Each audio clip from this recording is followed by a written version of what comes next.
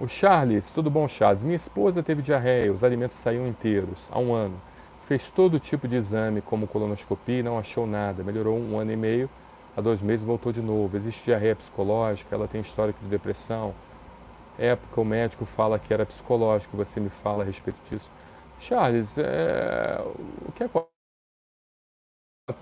Eu posso conversar de várias possibilidades, mas em nenhum momento eu quero substituir a avaliação do seu médico. Pelo amor de Deus, aqui é só, por assim dizer, o que você está relatando aqui, eu só estou, de certa forma, tendo inspiração para conversar de possibilidades de diarreias crônicas, né? Então, não entenda essa minha fala como uma substituição da avaliação do médico. Aqui é só um bate-papo para conhecimentos gerais. Em nenhum momento eu quero substituir a avaliação dele. Todas as informações que você receber aqui, você precisa passar pelo médico assistente. Tá? Não deve levar essas informações como uma consulta médica, como algo definitivo para a vida da sua esposa. Então, antes de nós começarmos nossa conversa, a gente já começa falando isso para que você tome o máximo de cuidado possível. Agora, os alimentos saem inteiros, né? Essa questão dos alimentos saem inteiros já demonstra uma chamada síndrome desabsortiva. Essa síndrome desabsortiva ela pode ser causada por vários processos, tá? Então, por exemplo, eu vou dar alguns exemplos aqui, certamente eu posso esquecer um ou outro, porque a gente está num bate-papo aqui, mas insuficiência exócrina do pâncreas, né? Pacientes que não produzem adequadamente os hormônios exócrinos ou as enzimas digestivas, né?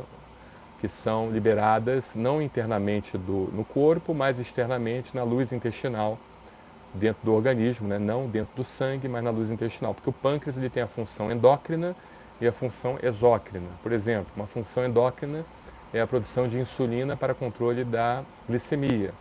Uma função exócrina é a produção de enzimas digestivas, amilase e lipase, tá? Que são as enzimas pancreáticas que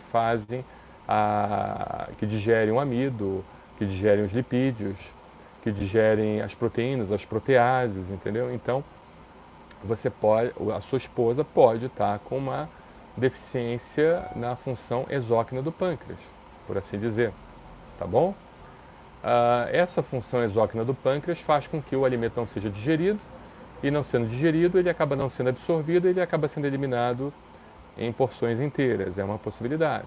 Pode ser que a sua esposa também esteja com um processo inflamatório crônico intestinal que esteja dificultando a absorção dos alimentos. Esse processo inflamatório ele pode ser de origem alérgica, ele pode ser de origem autoimune, ele pode ser uma intolerância, pode ser intolerância ao glúten, intolerância à lactose.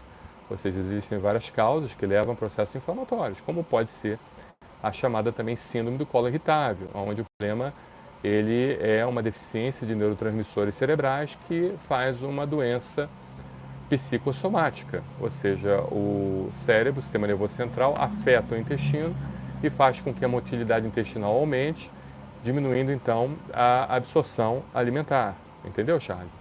Então eu falei algumas possibilidades, né? Possibilidades interessantes, dentre elas o processo alérgico também pode levar a isso. As alergias alimentares não IgE-mediadas ou mistas, né, que podem ser IgE-mediadas e não IgE-mediadas, podem levar à diminuição da absorção intestinal, tá bom? Então precisamos pensar nas chamadas diagnósticos diferenciais e a partir dali investigar uma coisa atrás da outra. A colonoscopia é um excelente método diagnóstico, a gente através do colonoscópio, através da ectoscopia, avaliando visualmente, né, a estrutura do intestino, a gente consegue ter alguma ideia e fazendo as biópsias também em lugares específicos também a gente acaba tendo exames histopatológicos compatíveis, tá bom? Mas uma coisa que muitas das vezes não dá na colonoscopia é a insuficiência exócrina do pâncreas e processos inflamatórios inespecíficos, como alergias alimentares, muitas das vezes você não vai encontrar na colonoscopia, a não ser que seja uma alergia alimentar muito importante, onde você tenha um achado chamado hiperplasia linfóide ileal, do adeno-jejum ilho, né, de porção distal de ilho. Então, se o colonoscópio ele conseguir passar por todo o trato gastrointestinal inferior e até o ilho terminal e ver uma hiperplasia linfóide de ilho terminal e de seco também, aí você poderia ter uma chance muito grande de ser uma alergia alimentar não IgE-mediada, como isso não foi relatado então provavelmente não deve ser, tá bom? Mas pensa na possibilidade de ser uma insuficiência exócrina do pâncreas. 2 exames que podem ser solicitados é a amilase lipase sanguínea e também a chamada elastase fecal. A elastase fecal é um tipo de marcador que vê a funcionalidade do pâncreas e ele está alterado quando nós temos essa chamada insuficiência exócrina, tá bom? Um abraço, Charles. Obrigado.